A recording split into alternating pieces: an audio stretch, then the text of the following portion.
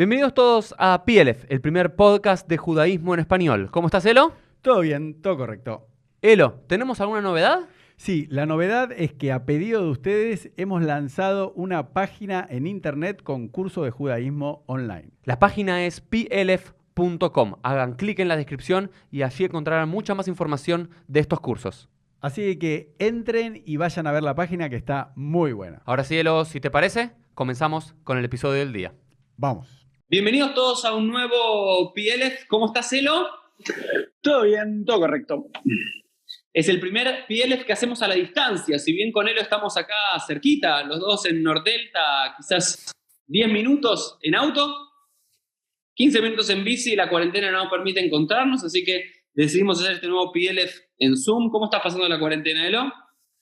A ver, voy a decir la verdad. La verdad, yo bastante bien. Yo entiendo que la mayoría de la población mundial, de los 3.000 millones que están en cuarentena, lamentablemente están en un departamento. Yo estoy en una casa muy linda, con pileta, con jardín. Yo creo que ya lo conté, yo hago triatlón, no puedo nadar, pero tengo bicicleta con un rodillo fijo, tengo para hacer sentadillas, pecho. Yo la verdad estoy en las mejores vacaciones de mi vida, nunca la pasé tan bien. Me gustaría poder correr un poco al aire libre, andar en bicicleta, pero bueno, obviamente, más allá de mi opinión en general sobre el coronavirus, que es tema de otro podcast, creo que hay que ser responsable y obedecer lo que dice el gobierno, por más que yo no estoy de acuerdo con las medidas que se están implementando, pero las estoy cumpliendo a rajatabla como un buen ciudadano, por más que no estoy de acuerdo. Muy bien. Bueno, Elo, ¿tenés idea qué número de podcast es este? No, me entró un pelo en la boca, pero no. A ver, íbamos por... No, la verdad que hace mucho que no grabamos. Número 72. 72. 72. Ah, mirá qué bueno. ¿Y qué me tenés que hacer una pregunta sobre qué? No, bueno, 72 no eran los mismos del Sanedrín, no, 71, 72, los nombres de Dios, ¿no? Bien. Nombre de Dios también hay 72. Sí, No muy sé bien, qué en más. la tradición mística, pero también 72 eran los 72 sabios supuestamente mandados. Que hay el mundo. ¿Qué? Sí, no, discúlpame, dale.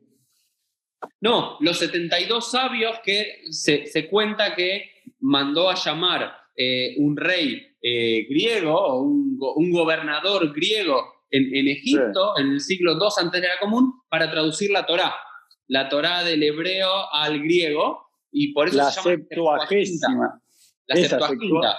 Septuaginta, sí. Es la primera traducción de la Torá a una lengua que no es el hebreo, que era el griego, el idioma de los judíos de Alejandría y demás. Y una famosa carta, la carta de Aristeas, y también aparece en la Quemará, en el tratado de Megilá 9a, me parece, si no me equivoco, Ta'anit 9a, no me acuerdo exactamente la fuente, pero era ahí al comienzo de uno de esos dos tratados, que muchas veces vienen juntos en la Quemará, por eso me los confundo, que se dice que se citaron estos 72 sabios para traducir la Torá, y por Ruach HaKodesh, por tener la presencia divina, los puso en 72 cuartos diferentes, y cada uno durante 72 días, por supuesto el número 72, tradujo la Torá exactamente igual del hebreo al griego, y por eso la Septuaginta fue aceptada por parte de claro. Esa es la base del cristianismo, de la Vulgata, que es la traducción al latín.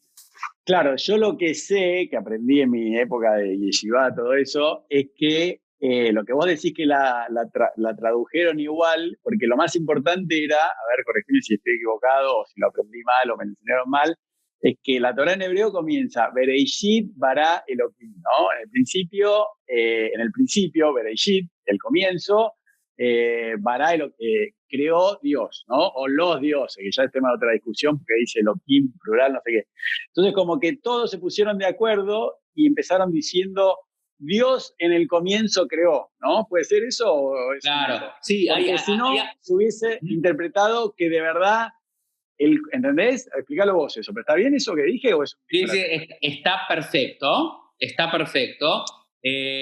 Lo que decía era que había unos 7, 8 casos en los cuales se podría haber dado a entender otra cosa, como que la tradición judía y la Torá avalaba el politeísmo y la creencia en los dioses, o que incluso se dice que Dios reposó el séptimo día, y en realidad en hebreo, y se lo tradujo como que Dios trabajó 6 días y el séptimo descansó, no es que trabajó el séptimo día. Entonces son como algunos pequeños cambios para no vayamos a hacer creer que, digamos, errores teológicos que otro podía llegar a caer por entender más la traducción de la Torá, pero bueno, también para los rabinos era un día muy oscuro, dicen que un día muy oscuro para el pueblo de Israel, el día que se tradujo la Torá al griego, pero eso es historia para otro podcast. Hoy quiero hablar de un tema. Elo, ¿por qué estoy así? ¿Por qué estoy así afeitado y por qué me peleé? Que mi esposa está muy enojada conmigo. ¿Por qué razón? Por el Homer, porque viene la cuenta del Homer, no te vas a poder afeitar y cortar el pelo. Muy bien, Bueno. Ok, por el Homer. Ok, ¿qué es lo que sabe? Hoy vamos a hablar del Homer. Hoy vamos a hablar de este periodo conocido como Sfirata Homer, la cuenta del Homer, que va desde Pesach hasta Shavuot. Y vamos a hablar de algunas costumbres del Homer, como por ejemplo es no cortarse el pelo, no cortarse la barba. ¿Qué otras costumbres conoces del Homer? Escuchar música, ¿no? Pero eso ya no es estrictamente el Homer, pero es por los alumnos de Radio Akiva, ¿no? Pero ahí se mezcla un poco, ¿no? Bueno, ahí está. Yo digo que Elo sigue siendo un Talmid Jajam, sabe mucha Torah Elo. Vamos a hablar un poco sobre este periodo de semiduelo, ¿no es cierto? El periodo del semiduelo del Homer, el cual estamos transitando, que de cuándo a cuándo es, Elo. No, bueno, pará, me tengo que fijar en el calendario. No, decímelo vos. No, ¿de cuándo a cuándo es? No este año, no el 2020. No, ¿de qué día del Homer decís? Sí. Y bueno, por eso, uno depende, porque hay algunos sefaradim, ashkenazim, que cuentan hasta el día 33, ¿no? O sea, cuando empezaron a morir los alumnos radicales. Pero ahí tendrías que explicar primero, pues si no se confunde, porque una cosa es la cuenta del Homer de la ofrenda de la harina, ¿no? Y otra cosa son los alumnos ragakiva. Me parece que tenemos que ir para atrás. Muy bien, ok. Entonces, como dice Elo, ok, vamos a explicar un poco. ¿Qué es claro. el Homer? El Homer era una medida. Literalmente. Claro, así, ¿no? De una mano. Sí, una medida, digamos, de lo que podía entrar más o menos en la mano. ¿Sí? De la harina que desde Pesach hasta Shavuot, desde la salida de la libertad, pero también en el inicio de la plantación en la primavera en el hemisferio norte, hasta Shavuot, 50 días después, se ofrendaban todos esos días una pequeña ofrenda de los pequeños granos que iban surgiendo en la tierra para auguriar o para desear o para bendecir la cosecha de los granos, que los primeros granos salían cuando en Shavuot, ¿sí? Claro. 50 días después de haber sido plantados el día posterior a Pesach, ¿sí? El 16 de Nisan. ¿Estamos bien hasta aquí? Claro. Sí. Ok, excelente. Eso es el periodo bíblico de Pesach a Shavuot, el Homer. Se hacía el Cohen, lo meciaba, hacía como un movimiento así, y se ofrendaba. Era eso como para que la gente que cultivaba, recordemos que nuestros antepasados no eran ni abogados como es Elo, ni rabinos, ni comerciantes, sino que la mayoría se dedicaba al mundo de la agricultura, entonces hacía como una ofrenda para pedir por la bendición de todos esos cereales. ¿Hasta aquí estamos bien? Sí. Porque en Pesach se empezaba a cultivar y en Shavuot comenzaban a salir los primeros brotes de los cereales. Bien. Pero una pregunta, Rabino. Sí. En esa época, la fiesta de Shavuot era una fiesta estrictamente de, digamos, agrícola. No existía todavía la entrega de la Torá que nosotros hacemos, o me estoy adelantando o equivocando. A ver, corregime. Totalmente correcto. A nivel bíblico, a nivel de la Torá, Shavuot, claro. La fiesta de Shavuot, que es la fiesta de las semanas, porque son las 7 semanas claro. que hay. Shavuot es semana en hebreo, las 7 semanas que hay entre Pesach y Shavuot, ¿sí? No existe noción de la entrega de la Torá en Shavuot, a nivel bíblico, a nivel de la Torá, ni en todo el Tanaj. Sí, es una idea más rabínica y de los años anteriores al inicio del movimiento rabínico, de los tiempos de los fariseos, desde el siglo II antes de la era común. Pero Shavuot en sí, a nivel Torah, está desconectado de la entrega de la Torah. Pero hoy no vamos a hablar de eso. Hoy vamos a hablar de este periodo entre Pesach y Shavuot conocido como el Homer. Pero algo pasa, y ahora voy a mostrar una fuente, Elo, a ver si la podés ver. Se me está viendo Twitter acá. Bien. Okay. Listo. Vamos a ver acá. La fuente principal en la cual ¿lo estás viendo, Elo? Sí. Bueno, y todos los que nos están viendo y escuchando no, van a escuchar mis palabras, pero los que nos están viendo lo van a poder seguir. Estamos en el Shulchan Aruch. No, bueno, igual aclará que vamos a poner el link en Spotify o en Apple Podcast para que puedan ingresar, ¿no? A ver eso. Por supuesto, siempre. Entonces estamos en el Shulchan Aruch, Yosef Karo, 1563, Tzfat, norte de la tierra de Israel, Ora Haim, en el Simán 493. Y dice así al comienzo, dice, Noakim shelo lisa isha bein Pesach leatzeret ad Lag BaOmer, Dice, se acostumbra, fíjate primero cómo empieza a decir, no es estrictamente una ley, una halajá, Claro. ni de la Torá, ¿sí?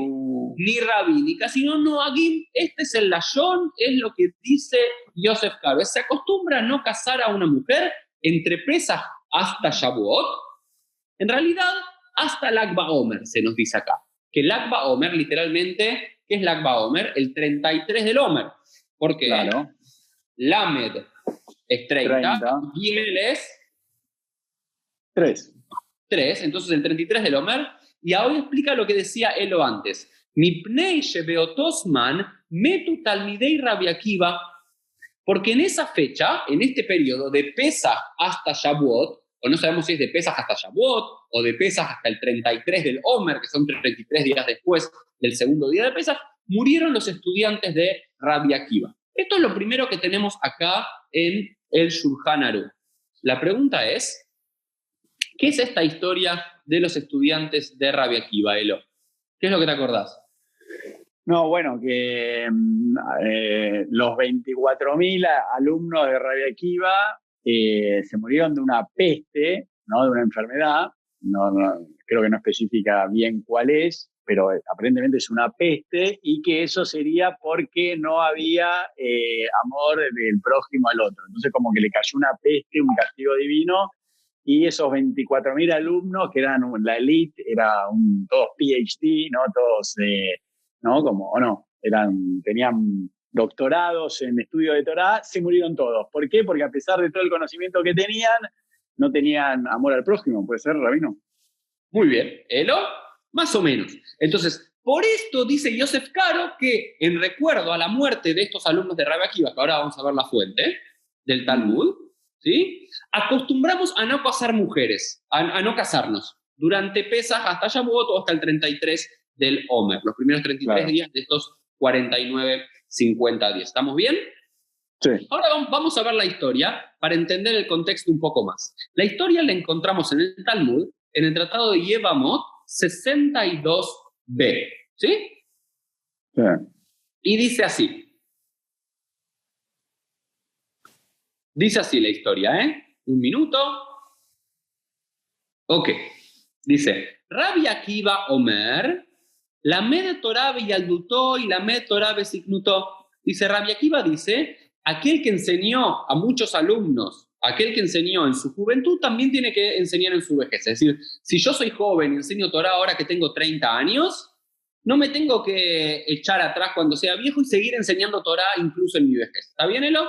Como que uno no se puede dormir en los laureles, diría uno. Bueno. Entonces continúa diciendo. Shenemar, porque está dicho, Baboker, Zareja, Begomer. Hay un versículo bíblico que dice que a la noche vas a plantar y a la noche no vas a dejar de descansar tu mano. Ambrú, y se dice en la historia, Shnai Masar Elef Sugim Talmidim Ayul Lo le Rabbi Akiva Migibat Beat Antipras. Dice, Rabbi Akiva tenía 12.000 alumnos. No 12.000 alumnos, sino 12.000 parejas de alumnos. Claro. Es decir, en total tenía 24.000 alumnos. ¿Sí? Sí. Rabbi Akiva tenía 24.000 alumnos desde Antripas hasta Givat, es decir, en todo el territorio de Judea. Es decir, como que era el rabino más afamado. Estamos hablando de comienzos del siglo II de la Era Común. Bejulán Metu, Bepere Kehad, y todos murieron en un mismo periodo de tiempo. Mipnei Shelonagu Kabod Zenze, porque no se respetaron los unos a los otros. Respeto, está bien. No amor al prójimo, respeto. Pero parecida esta idea de lo que, como recordaba la historia bastante bien, es que no se respetaron los unos a los otros.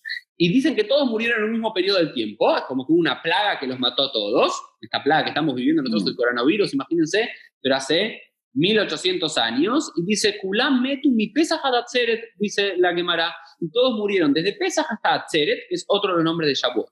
Amar Rabhama, Bar Abba, Beit Ema, Rabijía, Abim, Kulam metu mitarra, todos murieron de una muerte muy mala, Mai y Amar Nachman, Ascará, todos murieron de Ascará, que es difteria.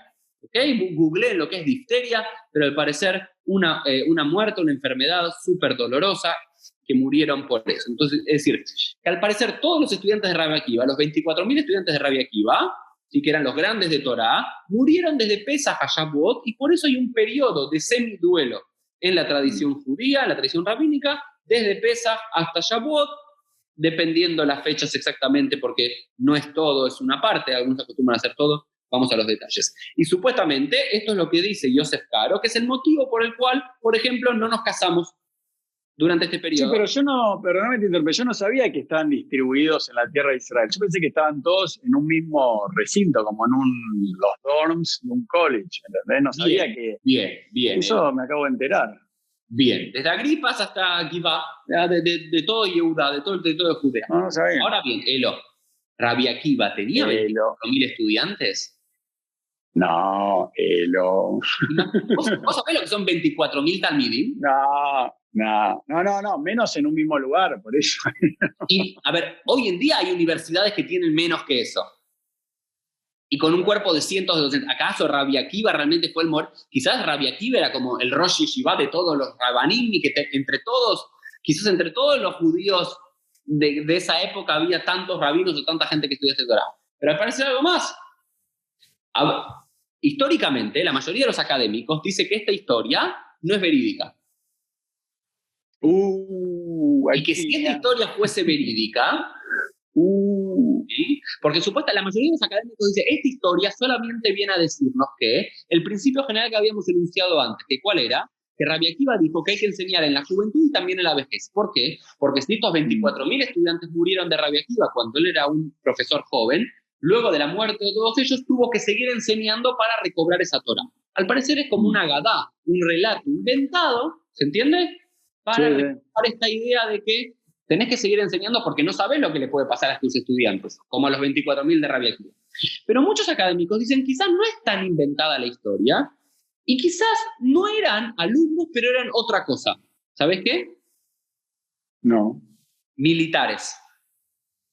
Guerreros. ¿Por qué? Porque Rabbi Akiva, recordáelo, y todos los que nos están viendo y escuchando, fue el propulsor ideológico de la revuelta de Bar Kokhba.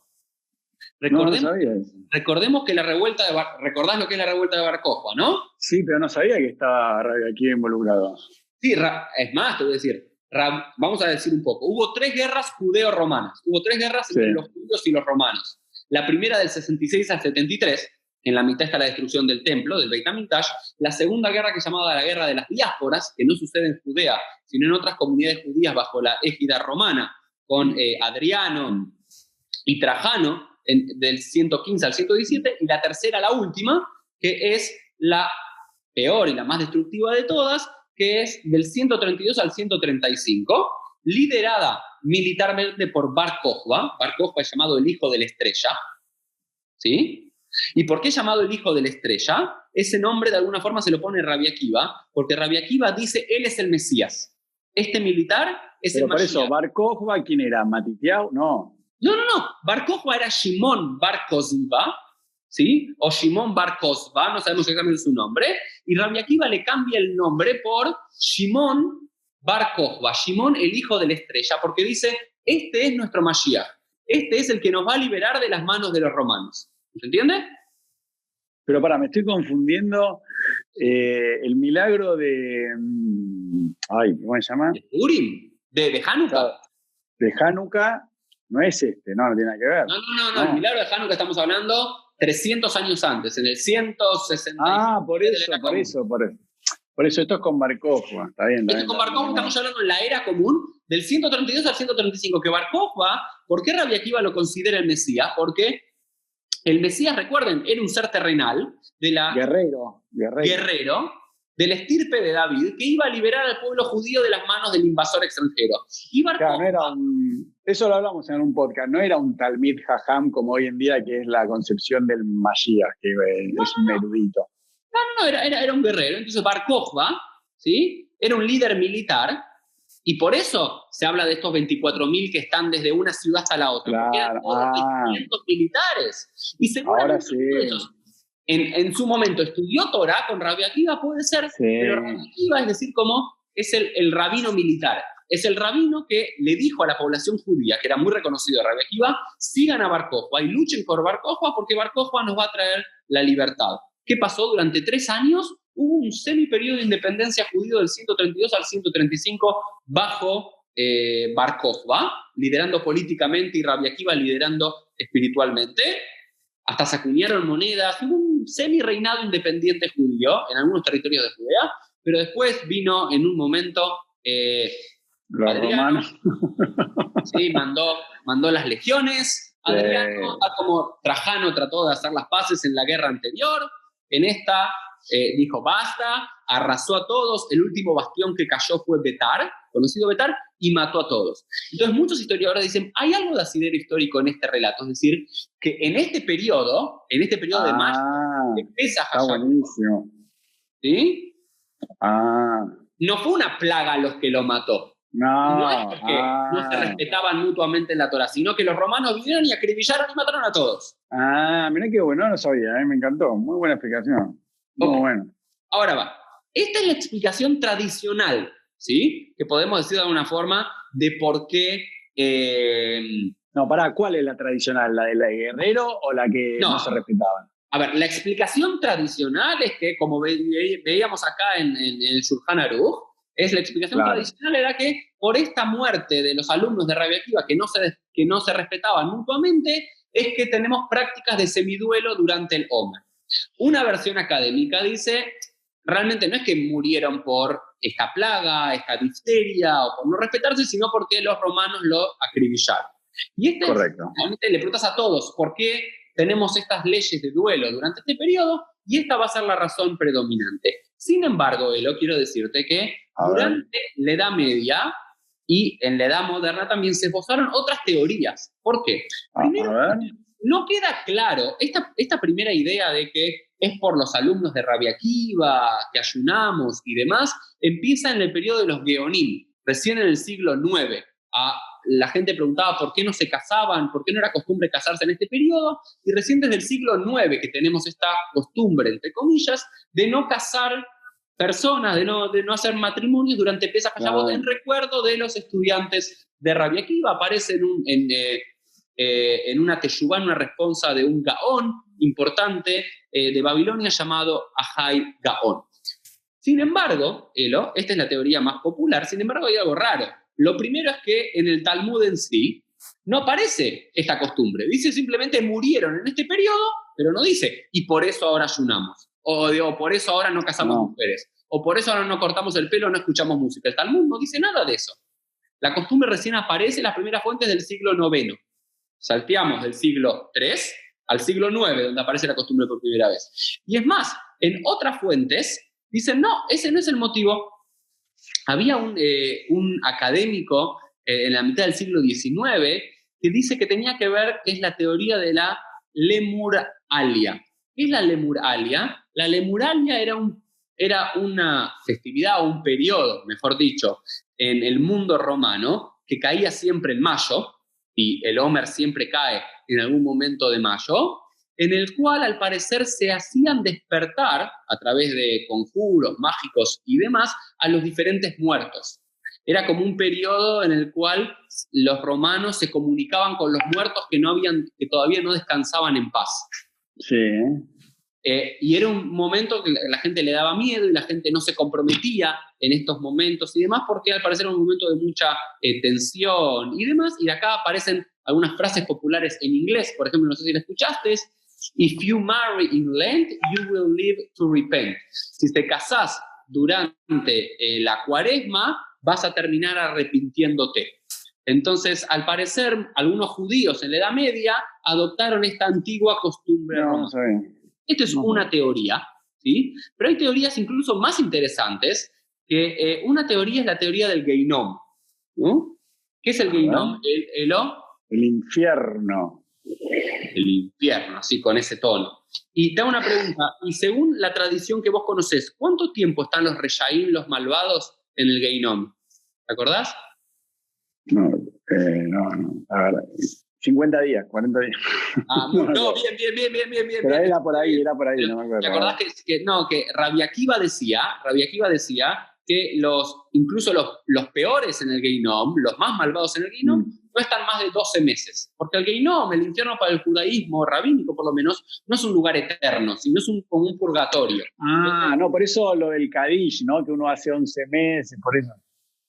Explica eso, está excelente. No, explícalo, que lo vas a explicar mejor. No, bien, y por eso nosotros cuando hacemos Kadish por, Dios no quiera, un padre, una madre que fallecen y demás, lo hacemos por hasta 11 meses. Porque no, si decimos que lo hacemos por 12 meses, lo estamos categorizando como un rayado, malvado. Claro. Como un malvado, y no queremos decir que era eso, entonces lo hacemos un mes menos. Sin embargo, en esa misma fuente en la cual Rabbi Akiva dice que eran por 12 meses, Rabbi Yohanan ben Nuri dice, en esa fuente, dice que no era por 12 meses, ¿sí? Sino por cuánto, sino que los malvados son enjuiciados desde Pesach hasta Atzeret, desde Pesach hasta Shavuot. El tiempo en el cual sufren los malvados es solamente de Pesach a Shavuot. Entonces nosotros, según esta teoría, haríamos este semiduelo porque nos ponemos mal porque estos malvados están purgando sus penas en el infierno. ¿Te gusta la teoría? No. No. Ok. Y hay otra teoría que también la trae el Kaf HaChaim, un exégeta y un rab, un comentarista al Shulchan Aruch del siglo XIX, el comienzo del siglo XX, de Bagdad, de Irak, y dice otra teoría de por qué tenemos este periodo de semiduelo en este momento histórico, es porque la tierra, las plantas y los granos están siendo juzgados en este momento. Oh. ¿Te acordás de esa Mishnah en Rosh Hashanah que dice que los seres humanos somos juzgados en Rosh Hashanah y la tbuá, la cosecha, está siendo juzgada en este momento? Entonces, no por una cuestión de semiduelo, sino por una cuestión de respeto, de solemnidad de este momento y de tshuvá, ¿sí? Tenemos estas leyes como de semiduelo. Y otra teoría, que es la teoría que a mí más me gusta, es la siguiente, que también la toman varios rabinos en la Edad Media y muchos comentaristas en la actualidad. Se dice que quizás comenzó la costumbre por estos alumnos de Rabbi Akiva, que hoy sabemos que eran guerreros, pero eran alumnos. Sí. Yo no pero lo sabía.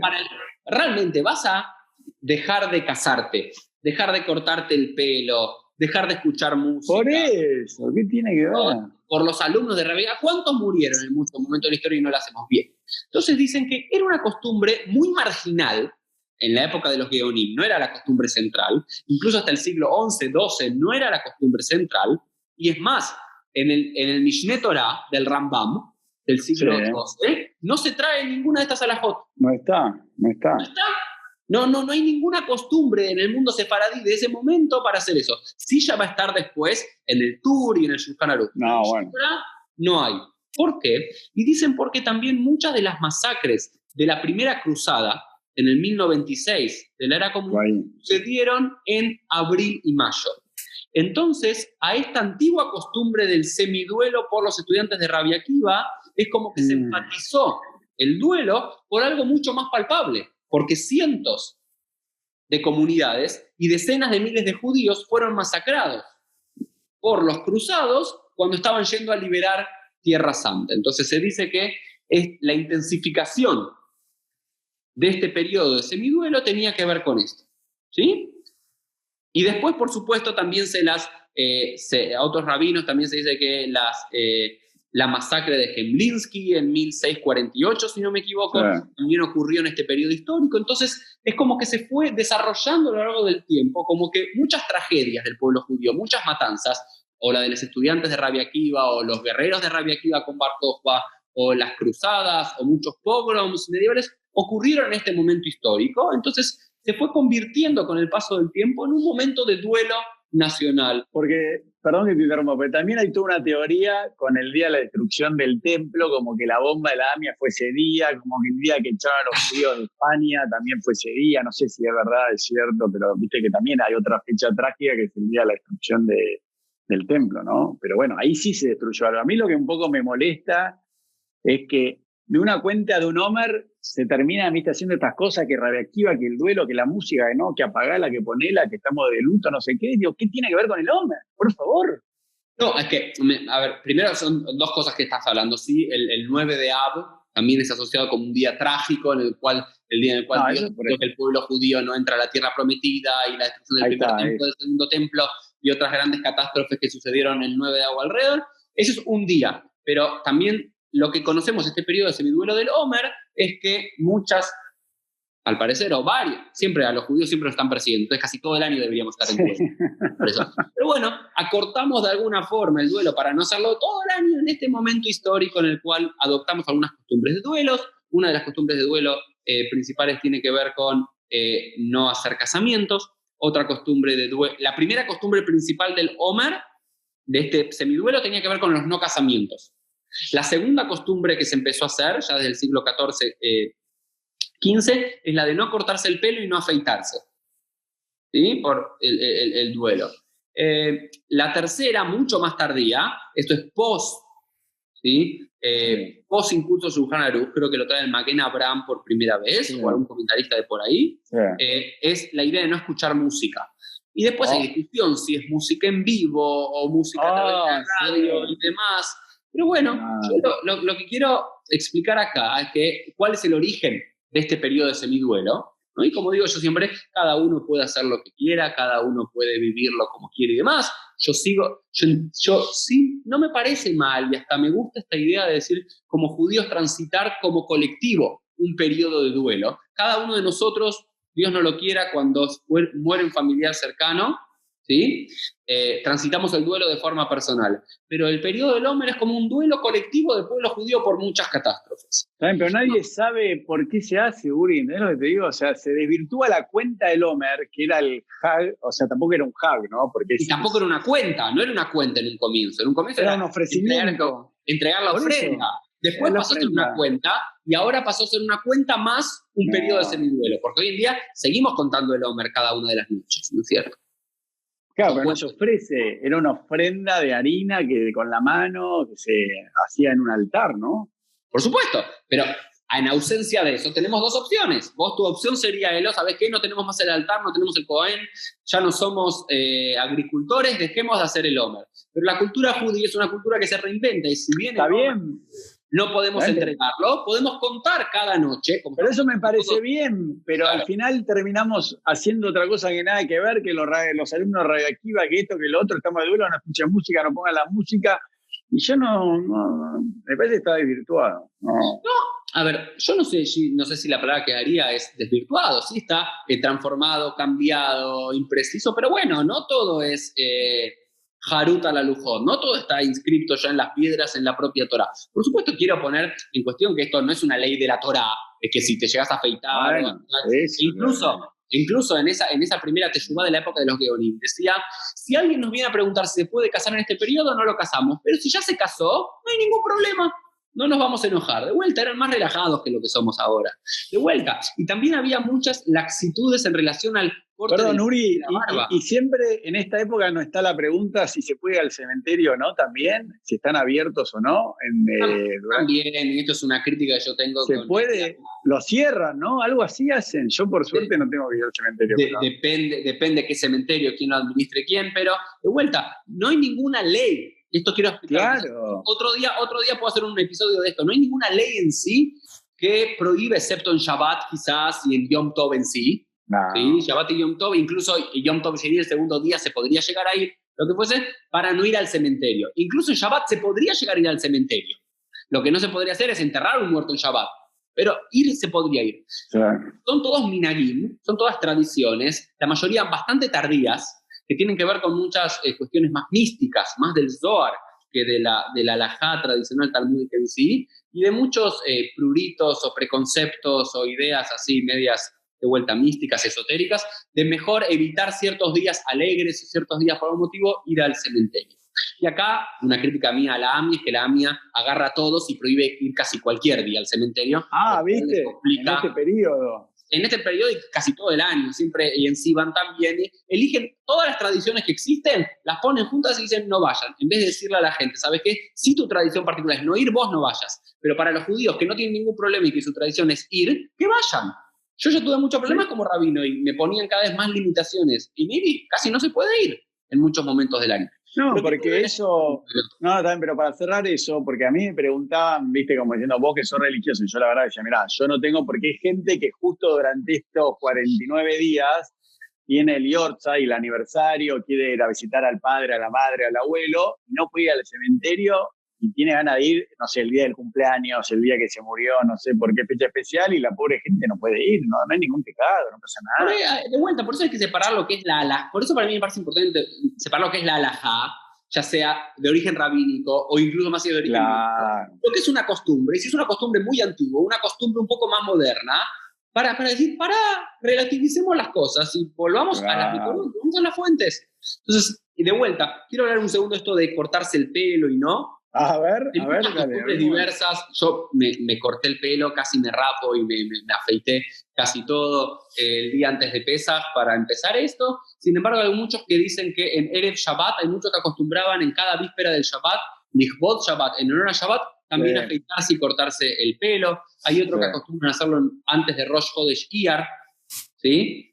Antes del primer día del mes de Iyar. Muchos yo, por ejemplo, corto este periodo de semiduelo por un día, en Yom Ha'atzmaut.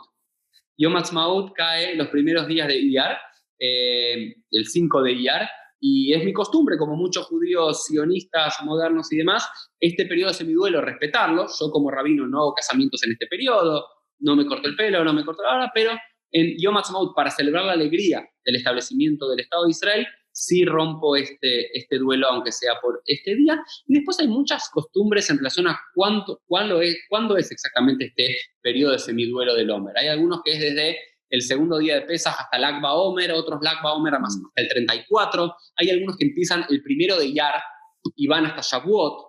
Hay otros que hacen desde Pesaj hasta Shavuot, los 49 días. Hay como muchas costumbres, diversas costumbres. Algunas están más populares o menos populares, pero me pareció interesante, por lo menos en este episodio, contar las dos cosas. El origen de todo esto y las diferentes teorías de por qué vivimos este duelo de alguna forma, y contar un poco las diferentes reglas que tenemos, las diferentes costumbres y demás. Y no es lo mismo evitar los casamientos que escuchar música, porque escuchar música es una prohibición muy posterior. Entonces, de vuelta, también, y digo para relativizar un poco, si hay alguna pareja que realmente necesita por una causa mayor casarse en este periodo de tiempo, no hay que decir, no, está prohibido, Dios te va a castigar porque la Torá. Ya los propios guionín, si bien hoy no es la costumbre de hacerlo, yo nunca tuve que hacerlo, por alguna situación apremiante se necesita. Se puede hacer, si una persona tiene que cortarse el pelo, la barba, porque tiene que estar presentable para su trabajo. Hoy, gracias a Dios, con la cuarentena y con estar todos en el aislamiento social, nadie tiene que ver a nadie en estos días. Pero tampoco es, esto es lo que quiero decir, tampoco es el fin del mundo. Hay que relativizar un poco esto, ¿no? No, estoy de acuerdo. O sea, yo igual creo que, no sé, si ya estamos cerrando. Dale, cerrar. Obviamente. No, pero digo una reflexión, como diciendo, bueno, yo cuando estaba más inmerso en el mundo ortodoxo, viste, y uno está así, que, está la radio sonando la música, apagá el auto, viste, capaz que estabas escuchando un programa de radio de FM, que bueno, en esa época no había podcast, no sé, hace 20 años, y ponían un tema musical, apagá la radio. A ver, se escucha eso, viste, como diciendo, pará, viste, tranquilicémonos, ¿cuál es el problema? No tengo intención, no es que me regocija. Entonces, bueno, para aquellas personas que están dentro de una burbuja ortodoxa, que son la minoría, no sé, serán 2 o 3 millones de judíos en el mundo, bueno, es parte del ambiente que se vive, ¿no? Y después yo creo que al resto de los judíos los aleja totalmente, ¿viste? Porque son cosas locas. ¿Qué tiene que ver el Omer con los 24.000 de Akiva, con esto, con el otro? Estamos de duelo, no te cortes el pelo. No, por eso me gusta tu postura, como diciendo, bueno, vos como rabino no casás. Bueno, la AMIA cierra el cementerio, no sé qué, bueno, qué sé yo. Yo igual te digo, es como que, porque el título del video, ¿cuál era? El Omer, ¿no? Perdón, ¿no? Hablar un poco sobre el Omer, las costumbres del duelo, después hay que poner un Bueno, pero por eso, viste, yo quería ordenar como diciendo, pará, el Omer, para cerrar, ¿no? Para que quede claro, era una ofrenda cerealera, se dice así, de no sé qué cereal específico, ¿cuál era? De la cebada, si no me equivoco es la cebada. Pero no, por eso, cebada, sí, era de cebada, que se agarraba con el puño, porque hay que explicar que dentro de lo que eran las ofrendas, había ofrendas de animales, ¿no? Como podía ser una vaca, una paloma, un ternero, y también había ofrendas cerealeras, ¿no? Sí, creo que se dice así, está bien dicho, ¿no? Farináceas. Farina, bueno, farina viene de harina, ¿no? Entonces, bueno, esta era una ofrenda que se cumplía en el desierto, en principio, ¿no? Durante 49, la primera que se cumplió, ¿o no? Sí, así Bueno, parece. y bueno, y después teníamos esto de Radioactiva, los 24.000 alumnos, qué sé yo, no sé. Yo frente a él, o simplemente para cerrar, que es muy crítico y siempre quiere volver a la original y que no, para mí el judaísmo No. es desarrollo. Y en cada momento histórico, gracias a Dios que los rabinos, en vez de abandonar todo el Omer, dijeron, ¿sabes qué? En vez de abandonar todo el Omer, porque ya no tenemos el templo y no podemos hacer esta ofrenda, cada noche contemos cada uno de los días. No, eso me parece bueno. Por eso, volviendo al principio, me parece bueno decir avión, vamos a contar el día de eso. Bueno, no se entiende mucho por qué. Después, bueno, más a nivel cabalístico, hoy está la Sefirá, que es el tema de otro podcast, que no sé cómo se dice, el atributo. Eso ya, a mí ya no me convences con la... Bueno, pero por eso y esas cosas a mí ya no es lo mismo. Bueno, pero por eso te digo, tampoco a vos te cierra, ¿viste? Entonces uno termina, contaste el Omer, perdiste la brajá, que eso no lo vamos a decir ahora, pero hay que contar el Omer, hay que decir una brajá. Si te salteaste, no lo contaste hasta el mediodía, perdiste la brajá, entonces ya no podés contar, tenés que decir amén. ¿Qué sé yo, viste? Y al final es como que yo, viste, que estoy así, está bien, es una época personal mía que yo tengo, ¿no? Por todas las etapas que pasé, pero a veces, viste, como que uno cuando se corre un poquito hacia atrás, decís, ¿de qué carajo estamos hablando? ¿No? Te digo, como diciendo que la brajá... ¿Entendés? Porque eso estaría bueno que el Omer, de lo que estamos hablando principalmente, como no se hace mal la ofrenda, se decía una bendición, que tampoco se puede decir una bendición en mano. Entonces, vos para decir la bendición todos los días tenés que decir Ayom Yom. Y si vos, por ejemplo, dijiste el día, hoy es el día, voy a decir un número para atrás, ¿no? Pero vos dijiste hoy es el día 2 y te adelantaste, ya contaste, entonces, ¿viste? Y viene uno y te corrige de afuera. Una locura era contar el Omer, ¿viste? No, una locura. A ver, me parece lo que ya, simplemente para cerrar, lo que estamos hablando nosotros, este es nuestro episodio número 72, nuestra Septuaginta, nuestro episodio número 72, y ya lo hablamos muchas veces, Elo. Me parece que tiene que ver con que muchas veces en el extremismo del cumplimiento súper detallado y en coso, se pierde el sentido. Para mí una de las cosas más hermosas del Omer es todos los días con mi mujer a la noche, ¿sí? Cantar Inen y Mujan Umzuman y contar qué día es. Estamos hace no sé tantos días en la cuarentena y en vez de seguir contando qué día de la cuarentena estamos, estoy contando el Omer y me gusta conectar la fiesta de la libertad por eso. De la ley.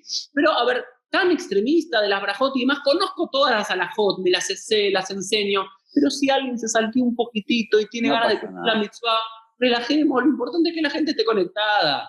No, me parece que eso es lo que quiere Hashem. No, pero para cerrar, me parece importante cerrar un poco con el tema del coronavirus, del encierro, porque estaría bueno que ya des el anticipo que la semana que viene, Dios mediante, vamos a tener un invitado, ¿no? Contalo eso, así, porque de qué se va a tratar el próximo episodio, ¿no? El próximo episodio va a ser con una especialista en Yiddish, por esta serie en Orthodox, ¿sí? Poco ortodoxa, que se hizo muy popular en Netflix y que parte de sus diálogos, gran parte de sus diálogos están en Yiddish. Y vamos a hablar un poquito sobre la historia del Yiddish, de dónde surge, si es una lengua muerta, quiénes la siguen utilizando, ¿no? Eso vamos a hablar un poco. Y quizás vamos a hacer también otro episodio con Elo, Dios mediante, sobre la cuarentena, el número 40, y algunas ideas. Entonces por eso lo dejamos para pasar estos días, ¿no es cierto? Eso, porque está bien, eso lo hacemos en otro, listo, perfecto. Bueno, entonces cerramos acá, ¿no? Porque yo quería ver, por eso, el de la cuarentena lo dejamos pronto. Bueno, listo, hasta acá llegamos. Bueno, hasta acá llegamos, Elo, nos vemos la próxima. Chao.